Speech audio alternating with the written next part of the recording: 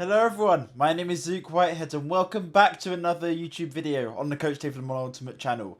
Today we're going to be going over the Le Mans Ultimate dailies on the LMGT3 class. Let's see what we have in store. So today, rather than going through the Sprint Cup, we're going to be going over the LMGT3 Sprint Cup, which is going to be the intermediate tier. So this race is going to be at COTA National. So going to turn 1, we're going to be braking at this digiboard on the right hand side. Up the hill, down towards gear 1. Touch the throttle only after you get past the apex, because if you get too early on the throttle, you'll either spin up the rear tyres and you'll lose the rear, or you'll just understeer straight off the track. And neither of those is particularly optimal. And you can see we're nice and patient on the throttle. Keeping the car within the track limits, and able to keep the car, or move the car over to the left-hand side before a deceptively annoying right-hander, where you want to take a bit of the curb to rotate you around, or you will just get massive understeer. And now, before we go over the remainder of Sector 1, it's very important to note that if you watched the COTA guide that we went through, I think a week or two ago, the track limits are pretty lenient through the S section in the main track, and if you've obviously driven the wet track, you'll know that as well. However, for the COTA National Circuit, which is the shorter alternate layout, the track limits are much more brutal. They're much more harsh, which means that you can't take anywhere near as much curb, and it also makes the corners a bit more difficult because you can't take them as more of a straight line. And you'll see that here is that although the principle is still the same, you're getting the braking and the downshifts done in a straight line, you're still, having to be a little bit more, mindful of the cornering and of the weight transfer, because you're having to turn a bit more rather than keeping the straight line across the curbs. And see, double the brake, and keeping it in gear 4, use a bit of throttle to stabilise the car over the curb, and then when we're dead straight, down to gear 3, again using the throttle, and then playing a little bit with the throttle, not to understeer too wide on the left hand side, because you've got to set yourself up for a very bumpy left-hander. Down a gear, patient over the bumper, you can see the car really bounces quite heavily, and making sure not to go off onto the reds, because you will get a track limit infringement if you do that. And once again, the track limits are very harsh through this next section as well. Back in the throttle. Keeping the car to the right-hand side while not cutting this right-hand curb. You have to be deceptively wide on the left to keep the car valid. So just be very mindful of that. We just about keep the car valid. You can see we basically keep the left wheels on the white line. And that is how you keep it valid. But again, you'd always err a little bit more on the side of caution come the race. Now, through the 90 left, being very patient again because of the bumps that have offset you on the previous couple of chicanes. Back on the throttle after the corner, making sure not to run out too wide on the exit curb because you will get an invalidation there as well. And now, coming to the hairpin. Braking at the digiboard once again. It's very, very useful at this track. You don't have to use the brake boards as a marker. You use permanent markers on the right and the left of the circuit at some corners. Which means that you're, generally, if there are any incidents where they take out the brake boards, you've still got a good reference, which is always very helpful. Down to gear 1, trailing off the brake, getting back on the throttle just as you hit the inside curb. Making sure not to run out too wide to invalidate, and making sure you can run the car all the way over to the left-hand side before this double right-hander, which you kind of take as one long corner just for ease and for traction benefits. Brake shaft to the white line, down to gear 1. Getting back on the throttle after you leave the entry curb, or the apex curb, sorry. Shift up to gear 2, braking on the left-hand side, or braking just before the entry curb on the left-hand side. Keeping the car in the middle of the track, because if you run too wide, you'll just run onto the marbles and you'll run off the track.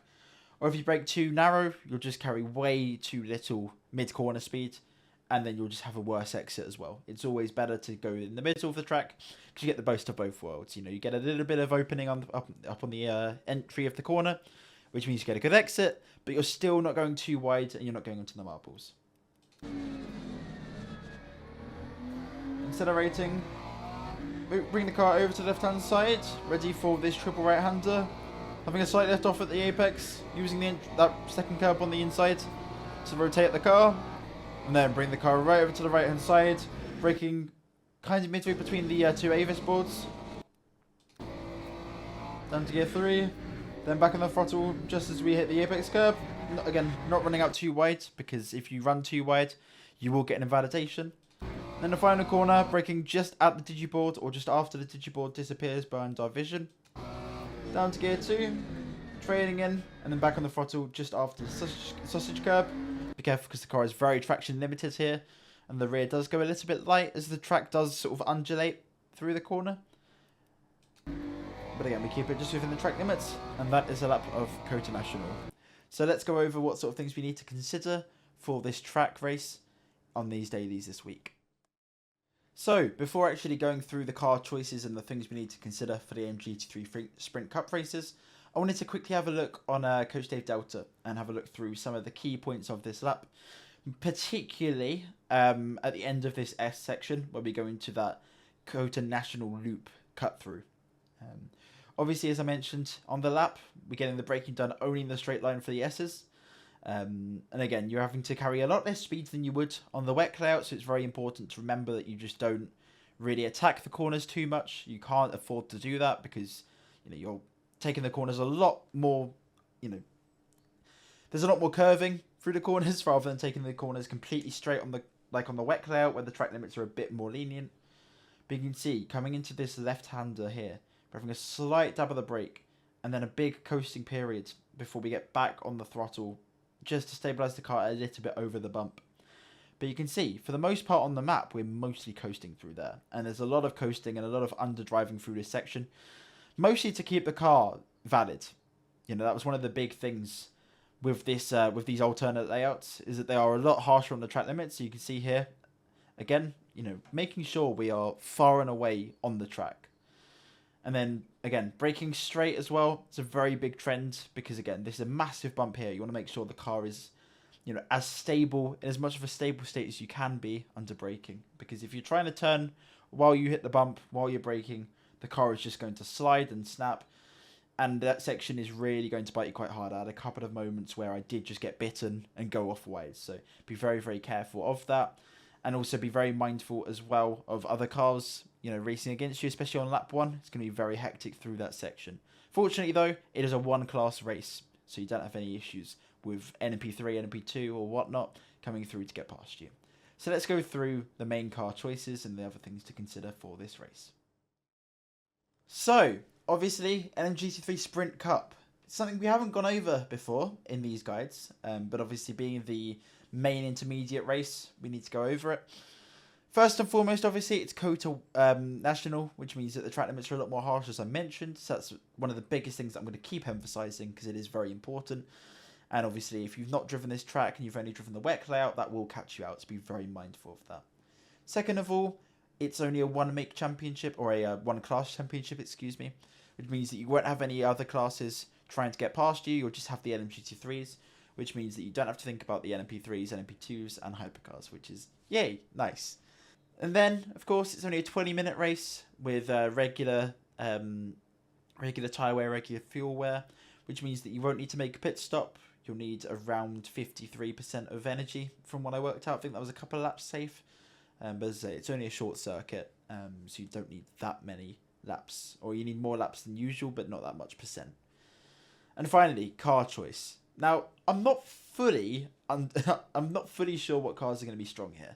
Logically, it's quite a low-speed circuit, so the cars like the Porsche are going to be very, very strong, the Lamborghini, and potentially the Corvette as well. Like, in my head, those cars will be very good because they're good at low speed, they've got very good acceleration. But I think the Lexus and the Ford could also be decent shouts, although they are very sketchy over curbs.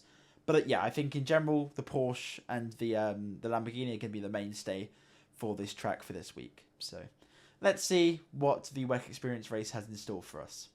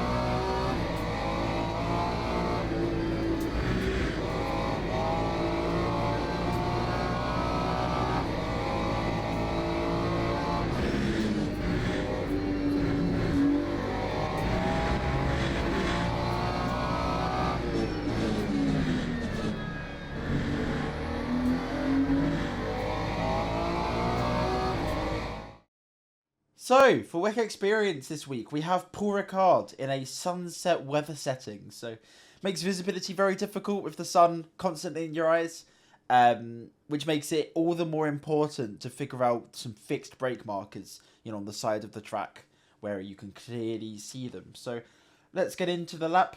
Coming down towards turn 1. You want to keep your eyes to the left-hand side. There, the digiboard is what I usually use as a brake marker. So just as it goes out of view behind the pillar on the left-hand side, that's when we start braking. Then to gear 2, use a bit of throttle on the entry just to keep the front a little bit off the ground as we hit this curb. Because even though it has been lowered a bit, it is still pretty brutal to hit and it is a little bit bouncy. A short shift up to gear 3 as we hit the right-hand curb. We could have taken a little bit more curb here. So you can see we are more or less on top of the curb, but you can take a bit more. You can see we kind of roll off the curb a little bit wide, which is not ideal. And we have to be a little bit hesitant on the throttle. And now, coming down towards what in my opinion is the most awkward corner on the circuit, because of your lack of permanent braking points, or braking references. You know, if we go slightly forward here, you see we've got the 100 meter boards on the left and right of the circuit. We've got this lamppost on the right hand side, which you can see there. You've got the orange barrier on the left. But even then, none of those are sufficient brake markers because you have to brake afterwards. And obviously with the corner being, you know, with that braking zone being downhill, makes it a little bit more difficult to get the car into the corner. But one big trend that I will always say for Paul Ricard is it is always better to go in a little bit slow or underdrive the entry slightly, because you can always roll off the brake and carry speed, because the corners generally are quite long. And obviously the entry phase here is quite long as well, even though it's quite an abrupt corner. You see we brake just after the 50 meter board, just after the 100 meter board, sorry, about 80 meters towards the corner. You can see we're coasting a long time, letting the car roll through. And back on the throttle, down to gear 1. Being careful to hook on this left-hand curb, but not take too much, because it is very easy to invalidate if you take too much. Keeping the car relatively far over to the left-hand side, but not too far, because you don't hugely need to open up this corner on the right. The important thing is to make sure you straddle this curb, or straddle this this sort of level transition on the curb. You can see here that kind of ridge is over the middle of our car, like right in the middle of the diffuser, you can see with our cursor. So that's the most important thing, because if you turn in a little bit too late or a little bit too wide, you hit that bump and you just lose so much traction and so much time. And now hooking on the right hand curb, getting back on the throttle. It helps us hook round to let the car run out nicely. Perhaps a little bit too wide. I would have rather keep it a little bit narrower. But nonetheless, we're still able to get the car over to the right hand side before going onto the Mistral straight. And now you get a bit of time to relax. There's not really much to do down this straight. But it's important to keep your eyes to the right hand side again for the brake reference for this chicane. Now, usually you can brake at the 100 meter board in some cars, but in the Ferrari at least, and also in other cars like the Mustang as well, you brake just before the 100 meter board, so just before the end of this curb. And the end of the curb is what I use as the reference rather than the brake boards, because you don't know whether these are still going to be there. You know, the boards might get removed, and I often see it removed in races, so it's important to get a permanent reference, which I'd use as this entry curb. Use a bit of the entry curb on the right hand side, not too much though. You used to be able to go right over that, but it's a lot rougher now. And to get to throwing it over the curb, you can see we're having a long coasting period over that curb as well, really letting the car do its thing. You know, if you try and over push, especially in these conditions which are relatively cold, actually cold track temp, I think it was like 23 degrees if I remember correctly, might be 27, I'm not sure, it's around that. It's a little bit colder than what you'd usually have, so you really need to let the car do its thing. And you can see we have a lot of coasting, and I'll show that on the Coach Dave Delta lap at the end of, or Coach Dave Delta app at the end of the lap. You can see we have a slight short shift. Get back on the throttle nice and early. Be careful not to extend to track limits here, because it's very easy to get a track limit warning. The penalties are less harsh than they used to be. So it used to be that you just, if you cross the white line with your right tyre or even touch it, you'd instantly get a yellow or an orange track limit cut. But that's not the case now. But bear in mind, you still can't really abuse it, and you still need to be quite careful about that. And now down towards Cygnus, which is one of the deceptively difficult corners on the circuit, Because even though you're not approaching it at super high speed like you would on ACC, the corner is still pretty sketchy, especially if you take the inside curb. So we use the entry curb, turn in just before the 50 or just at the 50. Touch only the first level of the curb, because if you try and take more than that, so if you go down to the second ridge, the car will pretty much spin in 99% of scenarios. So it's very important to only take the first ridge of the curb if you're even going to take it. Some cars don't require that you take the curb. So just experiment and see, because you don't get a huge amount of rotation from the curb, and some cars, you know, are safer without it. And back on the throttle, make sure to keep the car far within track limits. And now, there's no real braking point for this corner, unfortunately. You've just got to kind of do it on impulse and on feel. But as I say, similar to what I said earlier in the lap, this corner is probably the biggest embodiment of it's better to go in a bit slower and roll the speed through the corner rather than brake too late. Because if you brake too late and you end up braking right on the apex, you're just going to lock the rears, or you're going to just unsettle the car too much and you'll spin. So it is very important to get your speeds off before you get to the corner, doing it in a straight line, and then rolling the speed through if you need more speed. You can see here we get the braking done before we get to the apex. We actually trail off at the apex down to gear 3, and then you can see it with the at the speedometer there. You can see we're coasting for the most part, taking a slight trail of the brake, but for the most part we are just coasting the whole way through. Now back to the throttle, letting the car run out to the white line, but not on the exit curb. Because if you go on the exit curb, the TC cuts in quite aggressively, and it's the same for the next corner. You try and minimize the amount of time you're on the exit curb, because they are pretty brutal. And you brake just at the end of that alternate road on the left, or just at the start of this curb. Down to gear 2, let the car run out to the middle of the track. Being nice and patient, again, coasting a lot of the way through the corner. And then getting back on the throttle.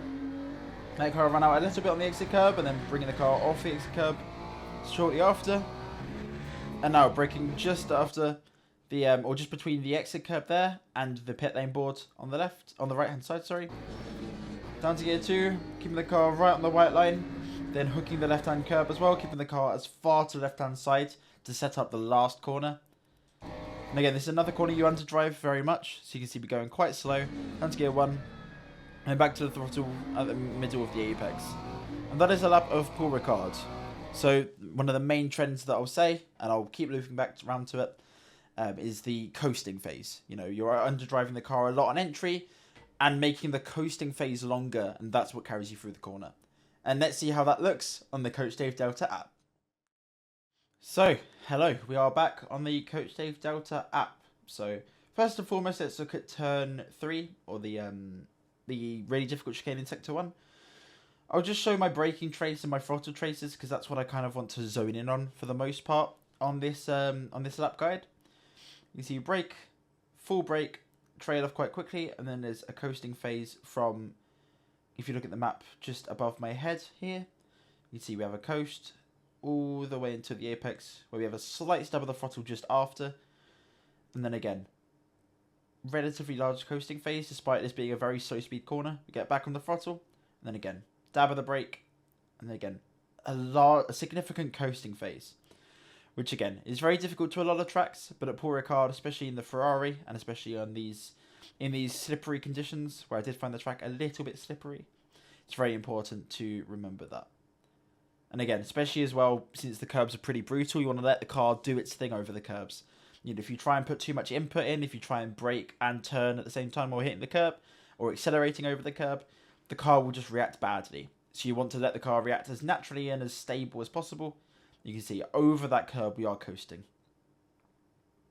And then of course we have this long right hander after signals. We have a slight brake, a little trailing brake input here, but it's not a hugely significant input. You know, we're not using 20% or brake. It's less than 10% really. And then again, from essentially here, you know, until right at the second apex, we're coasting. So that's the biggest thing is, you know, you don't want to prioritize throwing the car in on the entry. You want to let the car go in smoothly and then roll the speed through the corner. That's always the better approach at Paul Ricard, and that's how you're going to get the safety and the lap time. So let's go over what sort of things you have to consider for this daily race this week. So, given that this is a WEC experience race, it's a 40-minute race with 2 times energy consumption, which means that you will need to pit midway through the race. I believe you get around 14 laps of energy, if my maths is correct. It's about 13 or 14, which means that you will need to pit at that time. Obviously, lift and coast is quite effective in 2 times energy races, so that is going to be something that you're going to use. You will probably be able to extend a lap or maybe more over your competitors, so that's something worth remembering. Also, it's a multi-class race, with the hypercars also racing as well, and obviously at Paul Ricard, it's quite hectic in the final sector and the first sector. The middle sector has a big long straight, which is usually quite nice, but be very wary of the hypercars carrying a lot more speed through the high speed corners, and approaching at very high speed. I've done a couple of league races here and it's very brutal, so be very, very wary of that. And also with the hypercars in the long corners, they tend to spin. So be very, very careful if cars are locking up or making mistakes when they come to lap you, as that is also very common at such a difficult circuit. Finally, car choice. Fortunately, you're quite spoilt for choice at Paul Ricard. You have quite a lot of cars that are within that ballpark of pace. You have the Corvette, which is probably the raw fastest car. Then you have the Lexus, the Aston Martin, the Mercedes, the Ford. They're all very strong picks. But I think my overall pick would be the Lexus, seeing as it's very good on race pace, it's very good on virtual energy, and it also has pretty good raw pace as well. But the Ford is also a very brilliant pick as well, so I wouldn't be surprised to see a lot of those cars on the track. So, without further ado, let's see what the MGT3 fixed races have.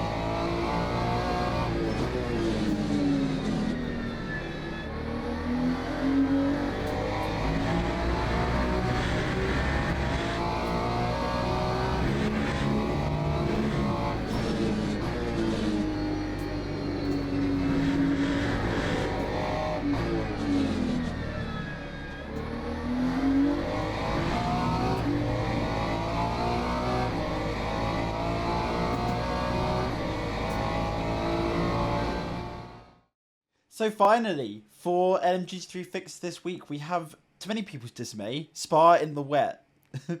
Which is pretty brutal, as I found out, with a lot of spins and a lot of issues that I've had. I've got to go over a couple of caveats, though, before we get into the lap guide. When I was practicing and trying to set some data runs and trying to get a lap that was, a good reference for the weather that we'd have this week, there was a massive pace gap, 2 or 3 seconds or so between each restart of the session. So it means that this lap might be, more grippy or less grippy than what you have in the actual sessions. So obviously, it's not going to be an exact representation, unfortunately, but it's as close as I can get, with the AI obviously being in there in place of, the drivers you'd be racing with in the daily races. So it's not going to be exact, but I'll try my best. And I mean, the idea is to try and show you guys to the best of my ability how to drive a lap round in these conditions. And hopefully, this is enough of a representation and should give you guys the insight you need. So without further ado, let's get into the laps. So coming to turn 1. braking in the middle of the circuit around 120 meters. Braking in the middle because I felt like the ABS kicked in a lot less than braking on the rubber line on the left-hand side, on the regular dry line. We do move over to the dry line eventually, to turn it a little bit later, turn it a little bit wider. Get back on the throttle. You see, luckily, by going absolutely through the TC, we get a good exit and good traction. One thing I want to mention as well before we get to the rest of the lap is the traction control is a bit of a pain in LMU currently. In the wet at least, the TC is very, very inefficient in traction zones, particularly in the slow speed corners, so like La Source, Lake Bus Stop, No Name, those sort of corners, the TC really struggles to keep up. So don't plant the throttle and rely on the fact that the TC is going to do the job. It won't help you enough to just slam the throttle. So you need to be very, very cautious. And obviously the car is also very, very loose in that stage anyway. And it's very difficult to catch it once it goes. So be very, very careful on throttle application because the car does not like to stick. It does have big issues. And now coming into Eau Rouge. You want to downshift and sort of have a slow brake going into here just before this red marshal post on the right hand side. Rally on is brutal in these conditions. The car really likes to snap out and the rear really likes to go. So it's really beneficial to go in slower than you expect and use the throttle from the midpoint of the corner to stabilise the rear. And you can see here, we go nice and slow downshift. And then we're back on the throttle before we even get to the apex. So you can see the car is trying to let go, but the throttle is actually putting weight back on the rear wheels, which is actually helping us gain traction and gain grip. So that's a hugely important thing, especially in the wet conditions and also in the race. Slow in fast out. Take a lot less speed in than you think, and use the throttle on the mid corner and the exit to stabilise the rear, especially in the mid-engine cars. And now coming to Lake similar to turn 1, but not as aggressive. We are not braking fully on the. Actually, I'll take it back. We're back on the left-hand side, but it points out towards this curb, using the curb for a bit more extra grip, which doesn't really make much sense, but in LMU at least the curbs have quite a bit of grip. We brake just before the 100-meter board, around 110 meters. Down to gear 2, trailing in, and then hooking the right-hand curb and the AstroTurf. Getting back on the throttle, and again, being very careful not to just slam the throttle and drift between the corners, because you'll tear up the tyres and you just lose a lot of lap time doing that. Keeping the car right over to the left-hand side. Pretty much on the curb on the left-hand side. In fact, we do touch it ever so slightly. And that means we set up the final part of Lake Back on the throttle. Making sure to keep the car within the track limits and not go onto the gravel here on the outside. We managed to do that nicely. And now coming to this downhill hairpin. We're going to brake just before the curb. Down to gear 2. Down to gear 1 as well. Hitting this inside curb ever so slightly to hook us around. Going to the middle of the circuit. Letting the car run out slightly wide. Because you want to prioritise your exit down towards No Name and prioritise traction. And just having a slightly straighter exit by taking a wider mid-corner is a massive help. Short shift up to gear 2. Back on the throttle and you can see we're keeping the car right up to the right side. Getting back on the curb for No Name. Keeping it gear 2. Trying to get to the inside curb. We didn't quite hit it on this occasion. We just got to the white line. Which means we want to steer a bit wide. We're back on the throttle. Let the car run out to the AstroTurf but not onto the gravel. Because that will lose you a lot of traction and a lot of lap time. Now coming to P1. In the dry, you'd usually use the digiboard as a brake reference. And in the wet, you do the same, but you brake before the digiboard rather than just after it disappears. Down to gear 3. Let the car run out slightly wider of the apex. And then very, very patient. You can see we're so patient on the throttle. Let the car only go back to the throttle once we're pretty much to the outside of the corner. And then you're almost playing with the throttle a little bit. Because the car is almost dancing around sideways through here. But you want to make sure you turn in quite late for the second part. Take quite a wide entry and hit the apex quite late.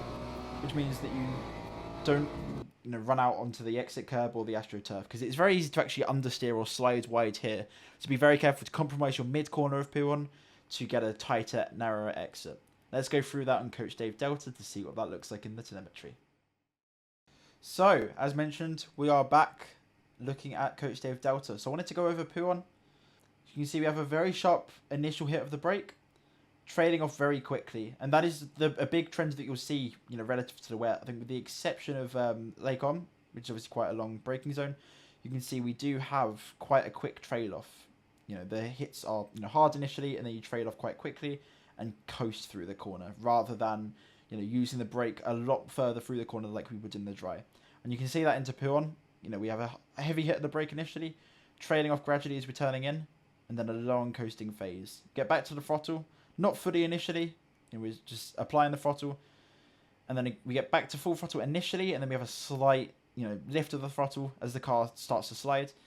But you can see the steering, we're trying to keep it as smooth as possible, and we're taking quite a wide line on the entry to that second part, just waiting a little bit wide in the middle between the two left-hand corners, just before we get to the second part, turning a little bit later, hitting the back of the apex, just to make sure we don't understeer off the track. And that's a pretty good general trend, is that in these two-parted corners, in general, you try and wait quite a long time before turning in.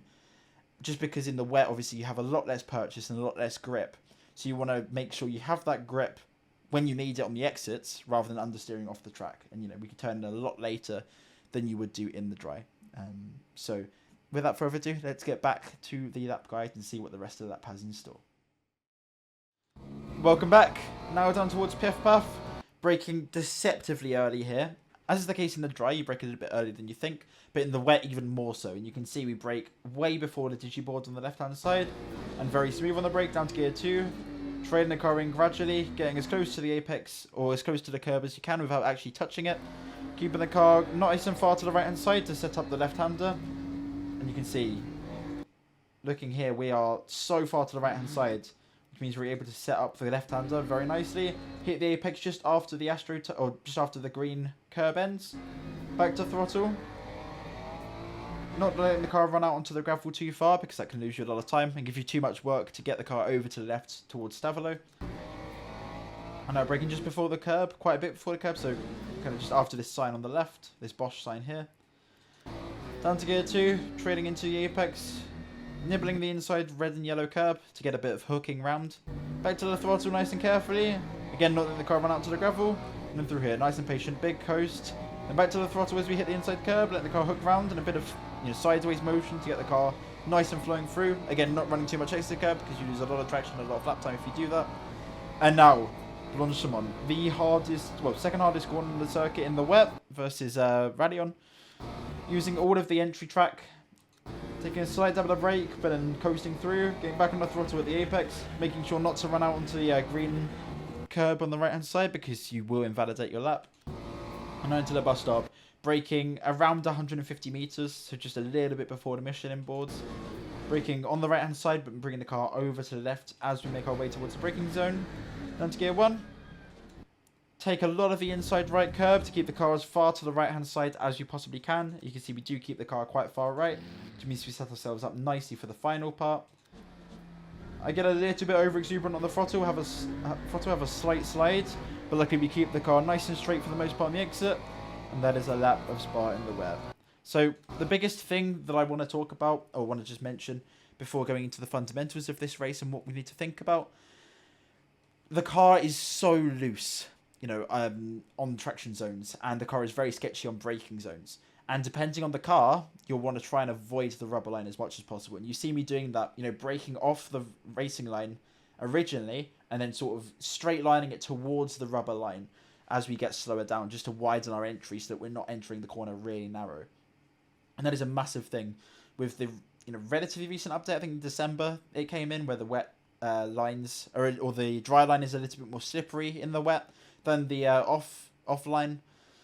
That is something you need to definitely consider. And obviously, when you're battling with other drivers as well, if someone tries going down the outside of you, or in the outside line towards the braking zone behind you, be wary that they might not stop and they might lose grip. So be very, very wary of that.